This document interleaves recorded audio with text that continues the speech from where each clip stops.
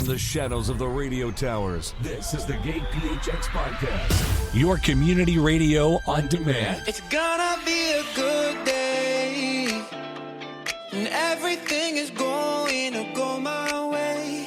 It's gonna be a good day. The sun is shining bright and it's here to stay.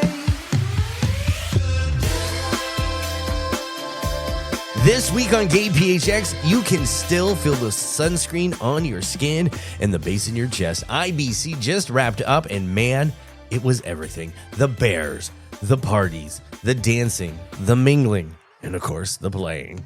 That pool party, the one that changed my life 5 years ago after COVID, the one that we've hit every year since, this was best of the best. Palm Springs is always showing up, always welcoming, always wide open arms. It's a space where you don't have to edit yourself. You just arrive and you belong. In that 4-foot deep pool, shoulder to shoulder with laughter, beach balls flying, strangers becoming chosen family in minutes, that's the magic. We have so many people to thank. Nino and George, the organizers, the volunteers, the DJs, and the friends that we connect with every year, and the new faces who made this year unforgettable. IBC isn't just a party. It's proof that queer joy is alive, loud, and thriving. And we're bringing that energy straight back home to Phoenix. As we close out the final week of Black History Month, we want to honor a voice that never flinched from the truth. James Baldwin, novelist, essayist, activist, a black man who refused to separate his identity from his intellect. Baldwin didn't just write about America. He confronted it. He challenged it. He demanded it to do better. He once said, "Not everything that is faced can be changed, but nothing can be changed until it's faced." And that feels especially powerful right now. As we wrap up February, we honor Baldwin and every black queer voice that tells the truth boldly, even when it's uncomfortable. Black queer history isn't an add-on, it's foundational. Coming up today, we're sitting down with one of the voices that help shape thoughtful conversations across GayPHX. We're talking blogging. We're talking staying informed without losing sanity, health, fitness, growth, and building community with intention. But first, let's turn up the heat. Here's Brian with this week's Hot 3. You're listening to GayPHX, where community comes first. Hey, welcome back to Brian's Hot 3, where nightlife isn't just entertainment, it's evidence. Evidence that Phoenix gathers, that queer people convene, that culture isn't dried up just because we live in a desert. It's your Desert Den Daddy Brian, reporting from a city that knows how to multitask, honoring tradition by day, misbehaving responsibly by night, and somehow still making it a brunch on Sunday. This week reads like a cultural field guide, karaoke with a twist and a raised eyebrow, a celebration rooted in indigenous pride and two-spirit joy, and a Melrose takeover where Chrome, craft beer, and chosen family collide. If you like your weekend slayer, thoughtful, theatrical, and just a little dangerous, you're exactly where you belong. Let's get into it. Hot pick number 1, karaoke, February 23rd at 9 p.m. Karaoke, but make it mischievous. Kinkyoke kicks off at 9 p.m. with host Trey. This isn't just your standard sing-along situation. This is karaoke with a twist, where stage presence matters, eye contact lingers a second longer than necessary, and the crowd is very supportive of commitment to the bit. You can belt it, you can growl it, you can dramatically whisper your way through it. Just remember, confidence is the real costume. If you've been waiting for a reason to test those vocal cords and your nerve at the same time, this is it. Hot pick number 2, Arizona Two-Spirit Powwow, February 28th, 10 to 6. Hosted by the Phoenix Indian Center, South Mountain Community College, South Lawn near the gym. This one is important. The Arizona Two-Spirit Powwow returns as a free one-day celebration honoring Two-Spirit, Indigenous, queer, and LGBTQ+ community members.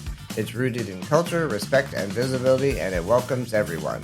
The day begins at 10 a.m. with a vendor and food market opening and dancer and drum registration. At 11 a.m., there's a blessing, a welcome, and then land acknowledgement.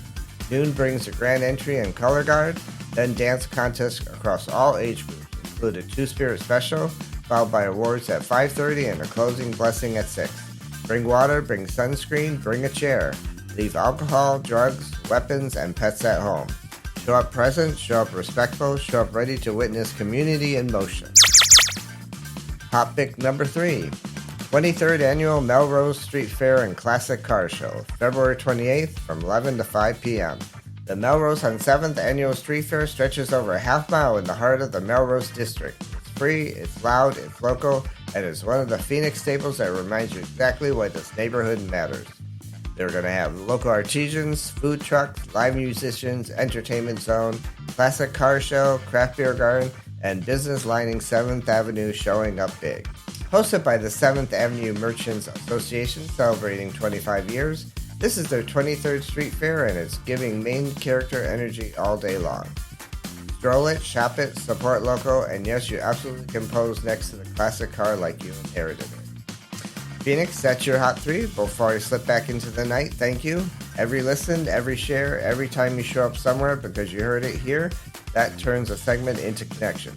This isn't just a rundown, it's a reminder that community doesn't happen accidentally, it happens because you show up. Stay safe, stay bold, stay hydrated because Daddy worries. Until next time, coming to you from the shadows of the radio towers, I'm Brian, your Desert Den Daddy, and that's what's hot. Want all the details? Head over to GayPHX.com, your one-stop shop for queer events, promos, and everything happening in the Valley. This is what community sounds like. This is Amanda Renfrew, enrolled agent with The Tax Person with your tax year countdown. Arizona offers dollar-for-dollar tax credits for contributions to qualifying charities, including several serving LGBTQ plus youth, housing, and health programs. Support your community and reduce your tax bill. Get support with a free 15-minute consult at thetaxperson.com or look for me as The Tax Person on socials. More stories, more voices, more pride. You're tuned in to the GayPHX Podcast. Staying informed takes more than just scrolling headlines. It takes curiosity, discipline, and the willingness to think critically about the world around us. Our guest today is one of the voices helping shape thoughtful conversations across GayPHX, writing about health, fitness, policy, and personal growth. A former educator turned project manager at Arizona State University, a fitness instructor working towards personal training, and a writer passionate about inspiring others to maximize their full potential. Please welcome to the rainbow-tinted microphone, Benjamin Haynes. Welcome. I'm so excited that we're doing Thank this. you. I have to say, the rainbow-tinted microphone is, I think, my favorite thing I've heard all year. So I love this. Yay! Excellent. Let's start at the beginning. First, let's just introduce everybody. This is Ben, the blogger who blogs on GayPHX. And let's start out. What first pulled you towards writing?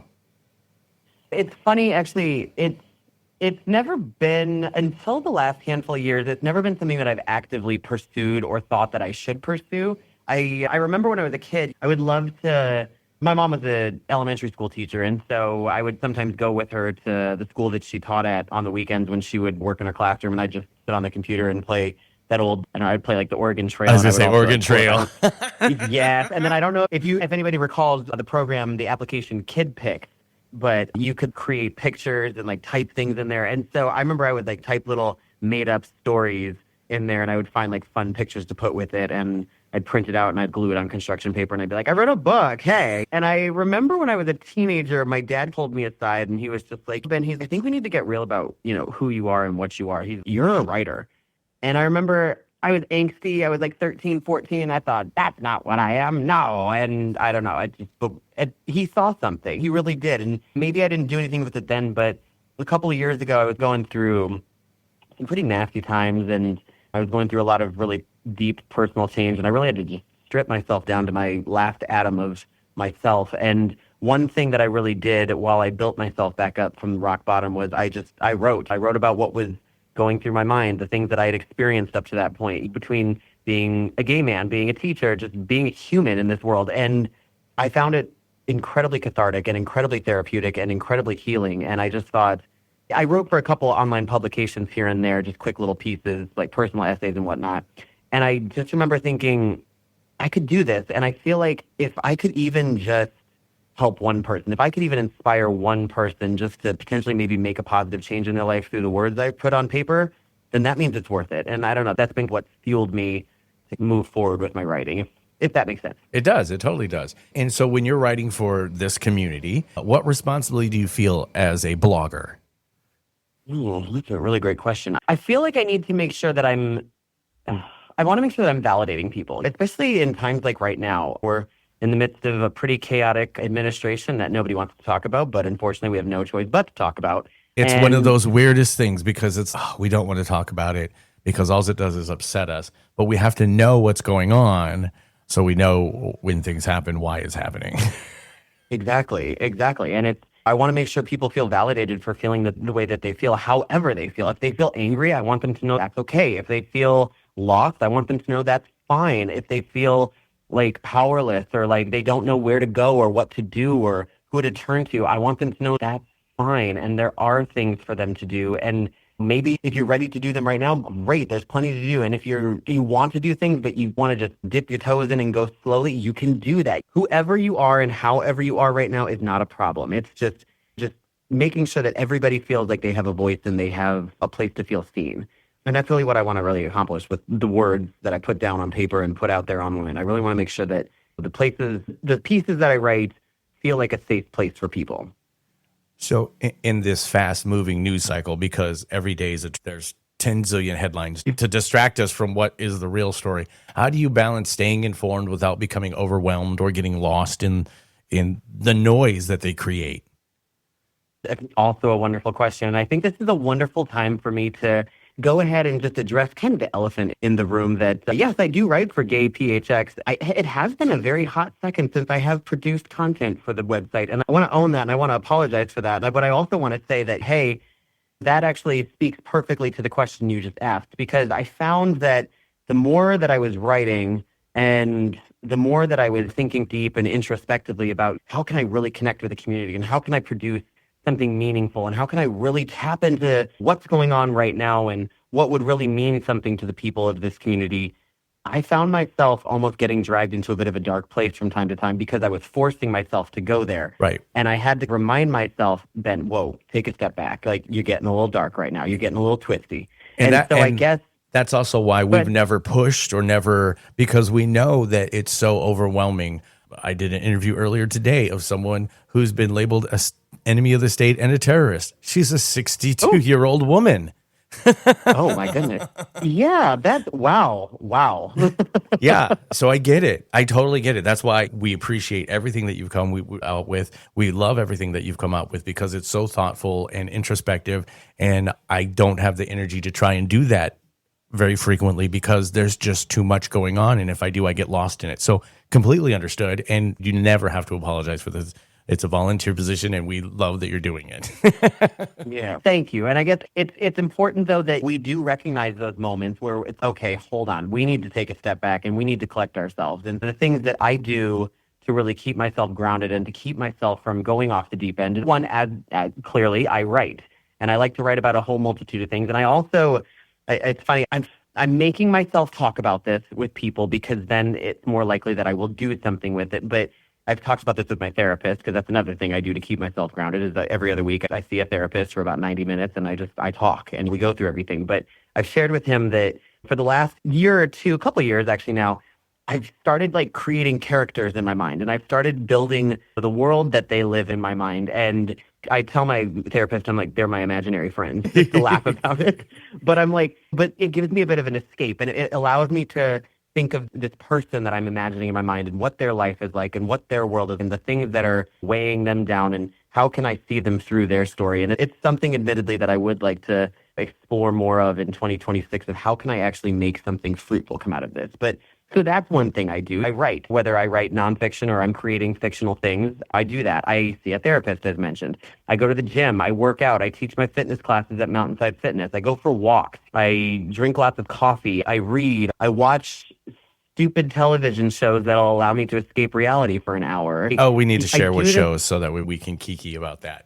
But real quick on your fitness instruction, are you balancing your writing and fitness instructions? Are those worlds colliding? Do you do any of that? What do you mean by that exactly? As far as you're a writer and you're also a fitness instructor, are you writing anything based on the fitness things or advice or things of that nature? Gotcha. Okay. Yeah. I just wanted to make sure I understood that. Yeah.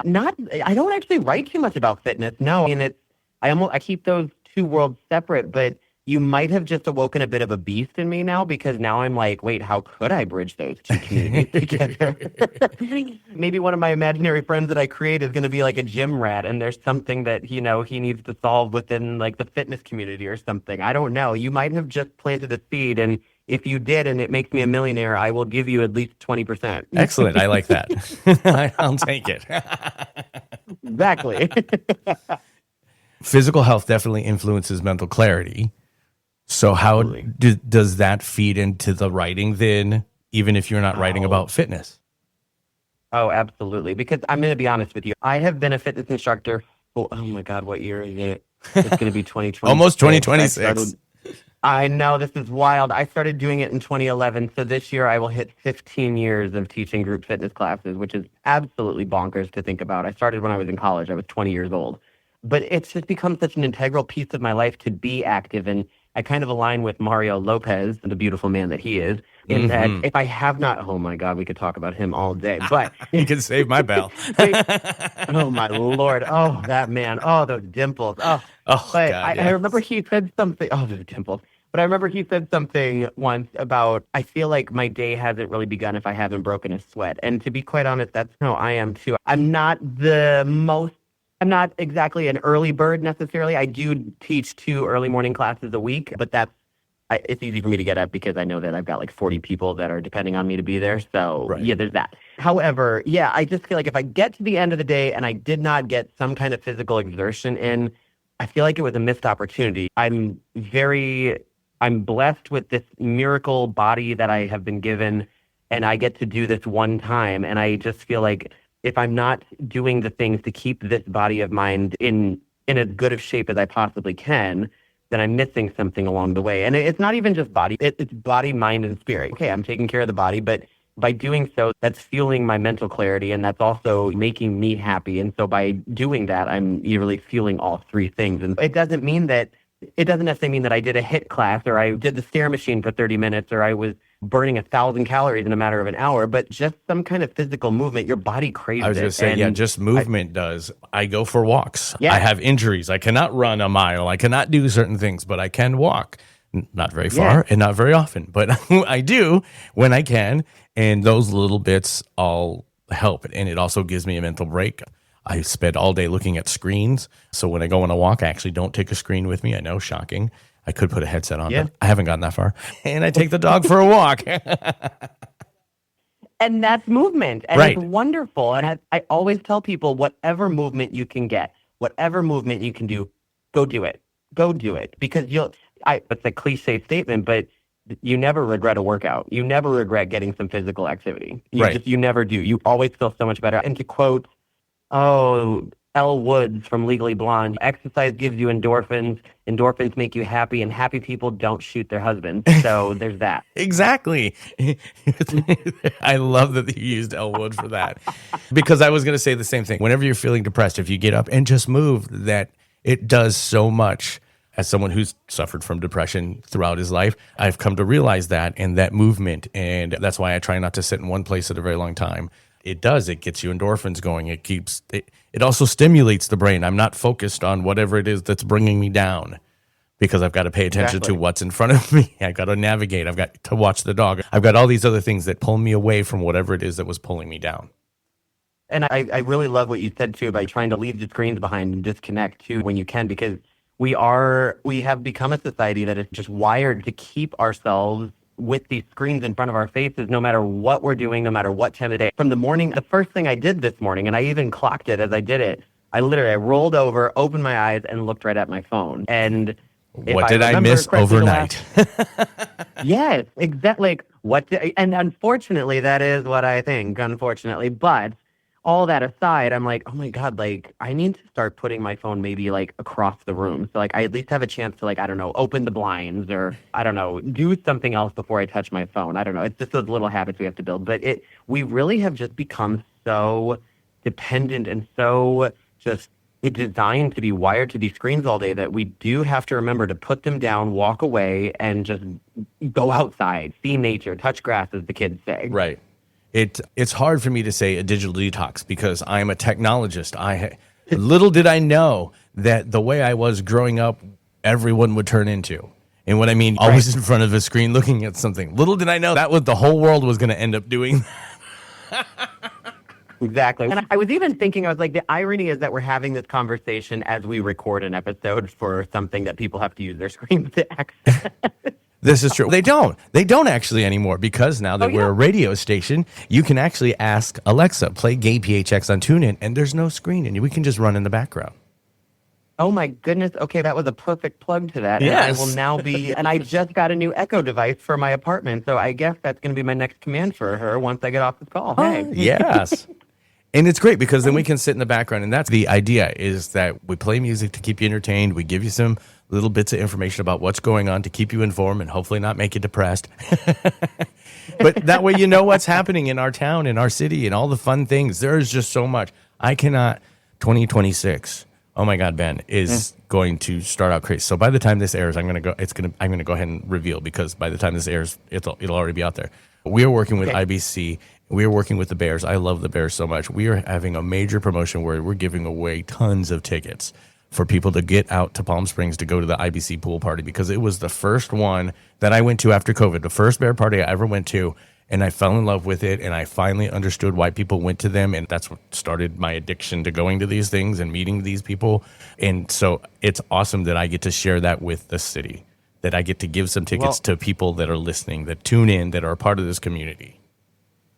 Well, and to be fair, just to your point, I mean, you had never gone, you had never heard of this before, and then somebody was like, hey, let's go. You just said that to me, and I quick pulled up Google, and I was like, okay, IBC Palm Springs, what is this? And I'm now learning, and I'm like, okay, this is something that people in this city, if they don't know about it, they need to, and they absolutely need to go to it. I'm just seeing the picture on their screen right now, and everybody is excited and happy to be there.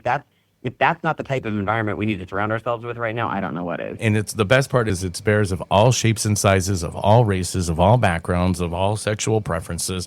So it's a great, huge mix of people, and we always have a great time out there.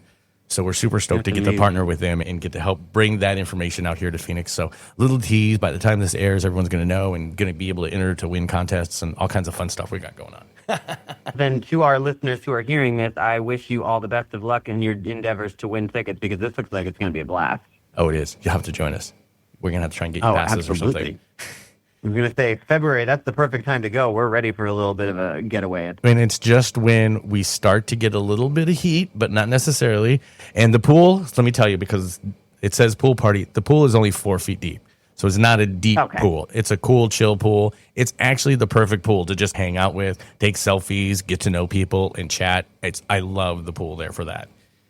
That's amazing. Of course, you'd say 4 feet, but of course, to me, being vertically challenged, as I like to call it, being all of 5'3", I'm like, that's most of my body. So that's a pretty. It's a nice, comfortable amount. That's what I like. Exactly. And I want to also say this too. I was thinking this while I was looking at the picture. I was like, wait, people are in the pool, because the one thing you find at a lot of gay pool parties is people don't actually get in the pool. They just stand around it and chit chat. And people are in the pool. This is amazing. Yeah, they're in the pool. They've got the beach balls that go around. It's a lot of fun. Sometimes it's annoying when you get bopped in the head, but that's just the fun of doing it. Exactly, that is. I love this. This is wonderful. Thank you for sharing this. And I wish good luck to our listeners who are gunning for those tickets, because this looks like it's going to be a blast. The other funny thing is, I think there's a sign that says maximum pool occupancy, like 24. I'm like, that's obviously a suggestion. It does. I was going to say, they clearly need events like this to prove either A, why they need that capacity limit, or B, that's not actually accurate. So one of the two, or both. I just feel bad for the filter. That's all I have to say on that. But that is why we have filters. That is why we have modern technology. Hey, listen, it's going to get some work, and that's what's important. So bringing it back to you. So you used to work in education, but now you're in project management, correct? That's correct, actually, yes. And how does that shape the way that you communicate with others?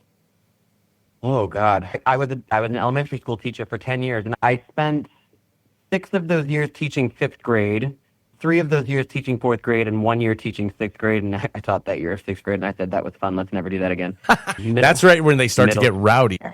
Oh, my God. It's funny because middle school monsters is a real term. And it's funny because they leave at the end of 5th grade and they're just like, bye, we love you. Have a great summer, whatever. They come back in the fall for 6th grade. They've only been gone for 2.5 months, and they are completely different. They're like adults in kids' bodies, and it's just the most, The it's wild. emo So, gene yeah. kicks in. Yeah. Somewhere between like late May of their 5th grade year and the beginning of August of their 6th grade year, it's something, I don't know. Something happened, but whatever. It's fine. But yeah, no, I was an educator for 10 years and I absolutely adored it. But I knew that there were things in my life and that I wanted to pursue and talents that I had that I just was never going to be able to fully tap into. And I knew there was more that I could do with this life. And even though I knew I was good, I knew that I had to make that decision to step away. So I did. But it shapes how I interact with people and how I reach out to people and how I work with people, because I've always prided myself on just being an empathetic person and being patient with others and giving people the space to be themselves completely. But when you're helping craft a safe environment for 30 kids all at once, 30 completely different personalities all at once, and completely unpredictable personalities, because one day they could come to you this way and the next day they could be completely different. It really taught me the value of creating a safe space where anybody and everybody can come to you and just be themselves, whoever that is today, right here, right now, in this moment. And it also really taught me the value of what that means to me as a person and what I need from others and what I need from a workplace or a partner or friends or just a community in general, as far as what I need from those people or those places or those things to show up so I can be my best self and I can then show other people the light that they possess within themselves to do their best work and to be their best selves. And I don't know, it really helped refine and perfect. I hate using the word perfect, but to perfect, that's the best word I can come up with right now. My sense of patience and my compassion for others, no matter who, no matter what, no matter where. And I really try to take that sense of understanding and sense of, you get to be exactly who you are without any need for explanation into everything I do, into every Zoom meeting at ASU, into every piece of writing that I produce for GayPHX or for the newsletter that I write within my college, or you name it. I really just try to make sure that everybody knows that if you're around me, you're good. So along the lines of, for this question, you may have already answered it. What do you hope that readers take away after reading one of your pieces? And I guess it depends on, I suppose, the specific topic of discussion for that specific blog. But at the same time, regardless of which one it should be, I hope people just understand that, hey, times are tough right now. And even if things had gone a year and some change ago the way that I think we all know that they should have, we would still probably be saying times are tough, because there's always a challenge on the horizon. There's always something we're facing. And I guess I just hope that people, after they read something that I've written, they feel a sense of empowerment to step up and make one positive change, whether it be in their life or the life of another, even if it's just temporary, even if it's just momentary, even if it's just, it gets someone to look outside and instead of seeing clouds in the sky, they see sun. And I know some of this kind of sounds kind of maybe cliche, like hunky-dory, even if that's not always the case. I guess I just hope it just makes people, it challenges people to get out of their own way and see the positive side of things and see that there is a light here. No, we don't have to wait for the end of the tunnel to get here. There's a light right here, right now, all around them. They just have to see it and grasp it and use it for themselves. And embrace it.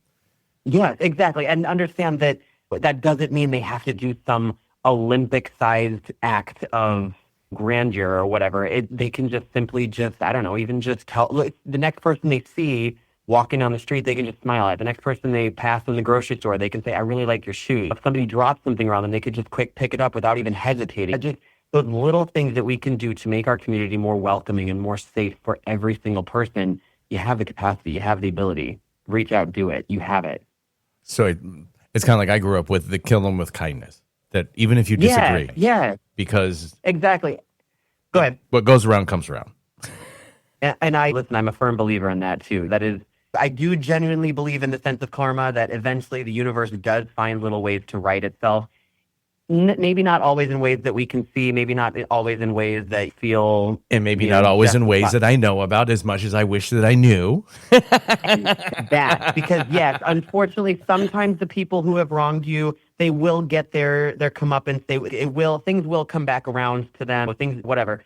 But we just may never, ever actually know about it. But we just have to understand that despite that, we're on our journey, and that's the place we need to keep our focus, because at the end of the day, if you spend all your days focusing on other people, what life is that to live? Well, Yeah. It's a Republican life. Oh, sorry. Oh, I know, right? Oh. So for someone who wants to start writing but doesn't think that their voice matters, what would you tell them, especially now? I would say I would just share where I started. And where I started wasn't writing for a blog. It wasn't writing for an online publication. It wasn't writing a book. It wasn't anything other. You know what it was? I was in a relationship that was failing and it had been failing for a really long time. And I knew something needed to change. I knew what needed to happen. I knew what was wrong here and there. I knew all of it, but I was unwilling to do anything about it because I was afraid of what that meant if I did do those things I needed to do. So what I did was I just pulled out my phone just in my times where I just had hit my lowest. I pulled out my phone. I just opened the notes app and I just started typing anything and everything that was in my mind at that moment. And maybe I'd go back and read it. Maybe I wouldn't. But sometimes I did. And I would read through that. And typically it would be times later when I had calmed down or after I had made some decisions to change things. And I looked for themes there and I thought, okay, what was I going through? What is the clear thing? What is the one predominant prevailing theme that really comes through in this brain vomit of words that I put into notes? And I try to think, okay, if it was feeling stuck, okay, well, what does that mean? What can I speak to on that? How can I relate to other people on this? What can I say about feeling stuck in a place that is no longer healthy to be that maybe could resonate with somebody? If it's, hey, I feel lost, I feel confused, I feel depressed. Okay, tell me more about that. What was it exactly that made you feel that way? What specific circumstances were you in? How can you describe those? And what was going on around you? I don't know. I guess I just would say to those people, hey, look at the common things that are going on in your life. If you have nothing else to write about what you're feeling, write about what you're experiencing, write about what you're thinking, put those together and something can come from it. And I will say, during the breakup phase of that relationship and just feeling completely alone and lost, I went online and I was looking for support groups of different things, like writers around Phoenix and gay men of Phoenix meetups, whatever. I was looking on different websites to see different groups that would meet. And I remember there was one, still to this day, if I'm being honest, I've never met up with them, but I get the notification still. I don't remember if it's writers of Phoenix or whatever. They meet once a week at a coffee shop and they just say, hey, bring something you wrote and we'll read it and we'll help you make it even better. We'll celebrate what you wrote. You can read ours too. And finding some kind of a community of other people who are looking to do something similar as you, or even if you're not even sure what you're wanting to do with it, if you want to do anything, just finding people that you can share that with so that it doesn't just have to just live inside your head. That's great. And I don't know if that answers your question. It does. No, it does. And it also leads into the mission of what we're trying to do, to let people know about the different communities. For example, Lauren Chandler, he's with Spider Monkey Fiber Arts, and he's looking to try and find people in the community that are interested in putting together basically like a bitch and stitch session where they do fiber arts together and talk and hang out and chill and commune. Yeah, I love that. So, and it's wonderful too, because another thing that I did start to do was I went on learning platform websites like Udemy and whatever, and I found courses for if you wanted to write fiction. There's plenty of courses online that maybe cost $10 and you get 20 hours of lectures and practice things that you can do to learn how to do that. Or maybe you want to write nonfiction, maybe you want to write memoir, whatever the case may be. There are so many resources online that can help you. And when in doubt, and I will say this with an asterisk and I will explain it afterwards, but when in doubt, ChatGPT it out. And I don't mean my asterisk is not have ChatGPT write it for you. Absolutely not. No, my asterisk is have a conversation with ChatGPT and say, here's what I want to do. What can you point me as far as resources online to do? And it will do that for you, and it will point you out to some pretty great things. I will say I too agree that using artificial intelligence like ChatGPT to assist you is great. It's awesome. But it feels like cheating, but it's not. Don't ask it to write it for you, but ask it to do the. I'll admit I've asked it to do the research and come back and give me the information. Oh, absolutely. Yes. There's been plenty of times where I'm writing a piece, whether it be something for my master's I'm earning or something for the blog or something for the newsletter in my college. And I have this sentence, I have this thing I want to say. And the way I've written this one sentence, I'm like, that is such a mess. People are going to read that and be like, what did you just write? And so I'll give it to ChatGPT and I'll be like, this is what I'm trying to say, but I need it to sound cleaner. I need it to sound more professional. I need it to sound way Put more this to the word point jumble than in what the I'm right saying. orders for me, please. Yes, and But they're it still will my give me, words, like, darn it. Yes, help me be a person, for God's sake. And it will give me like 5 different versions of it, and I'm like, okay, cool. And I'll take some of what I said, a couple ideas from them, and I'll create something even better than I could have ever created. So that's using it as a tool. So yeah, it feels like cheating, but it's not, because you're using it like a tool. If you're using it to cheat, then that's a whole different story. It's funny. I now feel like artificial intelligence has made our lives into a choose your own adventure, in the respects that, much like you say, this is what I'm trying to say. And it says, which one of these versions is it? And, oh, yes, this one. Yes, exactly. Who am I trying? And I love that it's also, it's like, I can give this to you in a polished professional tone. I can give this to you in a warm casual tone. I can give this to you in a fun snappy tone. It's, ooh, okay, who do I want to be today? Okay. Right? I feel bitchy. Yes. And it's funny because if you want to, it will make it like that. And I know. It's fun. It's fun. It is a lot of fun. But yes, again, I believe in using it in a way as a tool, not as a replacement. No, absolutely. So absolutely. that's my the asterisk thing for I always- AI. Oh, and that's any kind of AI whatsoever. Tool, not replacement. No, let's not be a society that becomes lazy. No, thank you. Oh, we're already that. But what I did say Lazier. is that AI has raised the bar for mediocre, though. Because unfortunately, it has. I'm like, whenever I get a scam email, I'm like, couldn't you have at least run this through ChatGPT to correct your English? I'm so glad they don't. That's what I run through that's what I think. Well, it speaks to the point where we are at a place in time and in history now where if you don't know something, that's totally okay, but you can't actually say that there's no way for you to learn about it. Right. That's just it. You cannot know something about it, but you can't keep not knowing about it once you've started to ask the questions. Once you've opened Pandora's box about it, it's then up to you to learn about it. If it's what you really want to do. It's like what I would used to say to my students. It's okay if you don't know something. That's why you're here. But once you get curious about something, it's no longer okay for you to just sit there and continue to not know. You have to give some effort. You have to try, because you can't just stay stuck where you are forever. No. The other analogy, I love this one. I was talking with my friend about yoga, and someone had said, oh, I'm not flexible to do yoga. I'm like, that's why you go to yoga. You're not flexible before you go to yoga. But sometimes it's like one of those things where I think sometimes people just need to hear themselves say those things, right? So that they can be like, "Oh yeah, actually, yeah, that's right." But that's saying, funny because I have to be in shape to go to the gym. No, no. You don't. That's why you go to the gym. No, and even those people that you see, like those beautiful men who they post themselves shirtless on Instagram, whatever, and we love to drool over them.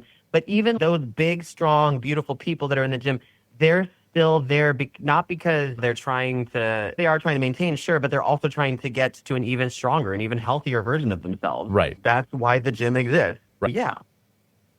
So what does maximizing your full potential look like to you right now? Oh, boy. You're asking all the deep questions today. I like this. We like to go deep. Hey, that's what we're here for. Seriously, we don't call ourselves GayPHX for nothing, man. Exactly. Oh boy, I love this. Maximizing my full potential. It means a couple things. For one, in the relationship I'm currently in, it means showing up, not looking for ways that I can necessarily enjoy myself first, but how can I show up for that other person so I can ensure that they enjoy themselves and that they feel happy and they feel loved. We over me. Giving love. Exactly. Because by giving love, I know I will receive it and I will feel it as well. And that's what fuels me there.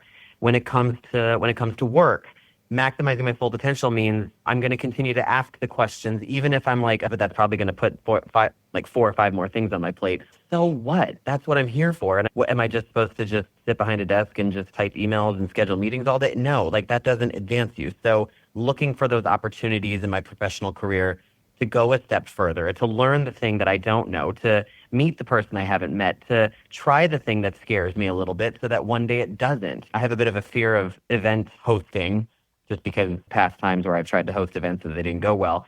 And so I think I tend to approach planning events as something that is a real stressor, but I've recently proven to myself that I actually can plan events quite nicely and they come about seamlessly and they get great feedback. And I'm like, okay, clearly I just needed more practice. I needed to get out of my own way. Right. So professionally, it's just challenging myself to not just stay in the same place, but challenge myself to do those things that scare me. When it comes to the gym, it's don't just do the exact same exercises every single time. Look for maybe just one new one I can do this time to try it. And yeah, maybe I'm going to feel stupid the first couple times I do it. And maybe I'm going to realize, oh crap, I'm doing this wrong. But then, okay, then do it differently. That's okay. It's okay to do something wrong. It's just once you realize it, do it differently. I guess overall, personal, professional, outside of everything else, it's just always looking for that way that I can maybe try to do even just one thing differently today than I did yesterday. It's how can I do one thing, that maybe yesterday felt really difficult, but tomorrow it's going to be like, hey, but you did it. I don't know. Does that make sense what I'm saying? It does. Yes. Yeah, it does. Okay. Yeah, I don't know. I don't want to get to my deathbed and think, God, look at all these things that I just was always so afraid to do. Everybody says that, but you actually have to put in the work then every single day to make sure that's not you at the end of the day. As someone with my health scare where I died back last year, yeah, I know exactly what you mean. I look at things differently. Yeah. When I did get laid off, I was kind of like, at least I'm not dead. Yeah, and there you go. It put perspective. Well, it is. And I want to also say thank you so much for laughing, too, because the thing is, listen, life is going to happen to you. And right. The most unexpected, the most unprecedented, the most seemingly unrealistic of things will happen and they will come to pass. And no, there's no warning signals necessarily that tell you that it's going to happen on this day at this time. It just happens. And so, yeah, you can let that completely derail your life, or you can bounce back, build back stronger, and you can learn to smile and laugh about it if you need to. It is healthy to do. Thank you for doing that. Well, and the also, community, thank you for staying with us. We really need that. Yeah, the community really is the one that helped. All the words of support, all the encouragement, everything that I got, all of it meant so much to me. At this stage in my life, I have no other family. So the community rallying around me like that was incredible and was completely unexpected. And I feel internally grateful. So that's why I said I've got to do more. This community showed me they need me and I need them. So. And it really is important. And I love that you're saying that too, because I think we all have those moments in life, regardless of how epic or small they feel. I think we all need those times in life where we do have those kind of reminders of, oh my gosh, look at all the good I'm doing, and look at all the people that, I've changed with what I do, and look at all the people who are grateful for what I do. Like they are there. Maybe you don't think that they're there, but they are. And that's one thing I've always said about my writing too, is I'm like, if I end up writing a book someday, which it is a personal goal of mine. In fact, not just one, but several. And I just think, do I need to be a major name that every single household in the country or the world knows? Do I need to be a trillionaire? No. But if my work even inspires or touches or means something or helps even just one person, then that's worth it. And we completely agree with that. There are stories already in the short time that we've launched the station that I've already heard about how we've helped people and connected people with the resources that they needed that they didn't know existed. That's exactly what we're here to do. Exactly. And again, we're very grateful for it. And I remember when I was first approached with GayPHX and I first met you that day, I think was it at AZ Wilderness downtown? It was, yes. Yes, every time we go there, we're like, this is where we met Blogger Ben. Hey, I was actually just there on Christmas Eve while my dad was visiting. I took him there for lunch and for a cocktail with a friend of mine. And has it been a year? I was looking at what's that? Has it been a year then? It was like, when was it? It was, I want to say it was like in February or March of last year. Oh, I think. Wow. So it's Almost a year coming on then. up on about a year. Holy cow. But I was thinking the same thing while I was there. I was like, oh my God, I remember having a very happy meeting here. But I remember you telling me about what you'd already created at that time and what you were wanting it to become and what your vision was. And I just thought, this is exactly what this community needs. And I really hope that this is successful. And I really hope you keep going. And then when you were like, we'd love to have you for us, I was like, well, you would? Like, what? Okay. Ding jackpot. Okay. Yeah, it is such a remarkable and wonderful resource. And I just am so excited to be part of it and so grateful to be part of it. And so excited to watch it grow. Well, we can't thank you enough for being a part of this crazy journey that we're doing. So we know that listeners can read your work there, obviously at GayPHX, but where else can they read your work or stay connected with what you're doing? Right now, not too many places. I usually double post any blog posts that I do have on my Medium page, which is not anything spectacular just yet, but it's got a couple of my posts and things that I've written on there. And that can be accessed through my Instagram account. And I welcome any followers. I do have a private page just because once upon a time I taught 10-year-olds and now they're teenagers and they want to follow me. And I'm like, I don't always post things that I think I need my old kids following me. I can't imagine what it's like being a teacher and then running into your student. I know I have teacher friends and they say, oh yeah, that was my student. I'm like, oh, wow, that's such an awkward position right now. It's a thing, especially heaven forbid, like wherever it should be where you're running into your student. It's how you hope that it's not a compromising situation. Right. But whatever, we're all human. It happened. But it's great when it's at Leather Pride in Palm Springs. Let me just tell you, talk about awkward silences. I can't even. I think I would just have to absolutely. You know, the end of the Avengers movie where they start turning into dust and flying away. I think that would just have to be me. I think I would just have to dissolve into nothingness. I'm not here. Oh my God. Jesus. But no, people are more than welcome to follow my Instagram page. It's benjamin.w.haynes. And it's Haynes for my last name. My Medium account is haynesben.medium.com. Either one of them, you'll find me on there. And yeah, I plan to be quite active in 2026 and finding ways to, I don't know, go a little further with my writing and actually maybe make it more interactive where people can actually respond to things. I don't know. I'm the sky's the limit right now. So I'm excited for what the future might bring. And again, we've got the station. Maybe we can make an interactive thing. You post a blog and then you do a show follow-up and maybe callers. We can have all kinds of fun stuff. The future. Oh my God, I would love to. It's funny. All possibilities. I love it. I was a Sex and the City fan, and when they came back for the infamous And Just Like That, I remember she turned her column into a podcast, and I always remember thinking, God, that would be so much fun to do. So you might be making my dreams come true right now. There you go. We have the studios. We can make it happen. Oh, I love it. All right, Ben, thank you so very much for spending the time with us today. I really appreciate it. Hey, absolutely. Thank you so much for having me, and to our listeners, to our readers, to everybody, thank you so much for being a part of GayPHX and helping make this a more vibrant and meaningful place for everybody. I really appreciate it. And Billy, thank you so much for just everything you do for us. I have no way to express my gratitude properly with words. We need new words, but just thank you. Another reason we love this community.